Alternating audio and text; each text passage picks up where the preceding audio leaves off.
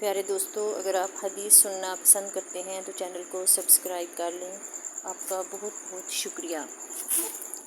رسول اللہ صلی اللہ علیہ وآلہ وسلم کا ارشاد گرامی ہے، وہ شخص مومن نہیں جو خود تو پیٹ بھر کے کھائے مگر اس کا پڑوسی بھوکا ہو۔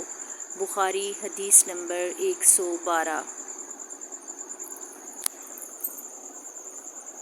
سیدنا ابو امامہ رضی اللہ تعالیٰ عنہ سے مروی ہے کہ رسول اللہ صلی اللہ علیہ وآلہ وسلم نے فرمایا، جس شخص نے ہر فرض نماز کے بعد آیت الکرسی پڑھی، اسے جنت میں داخل ہونے سے صرف موت نے روک رکھا ہے، یعنی وہ مرتے ہی جنت میں داخل ہو جائے گا۔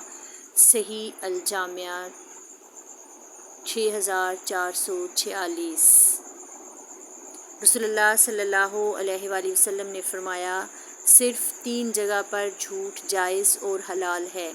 ایک یہ کہ آدمی اپنی بیوی سے بات کرے تاکہ اس کو راضی کر لے، دوسرا جنگ میں جھوٹ بولنا، اور تیسرا لوگوں کے درمیان صلح کرانے کے لیے جھوٹ بولنا۔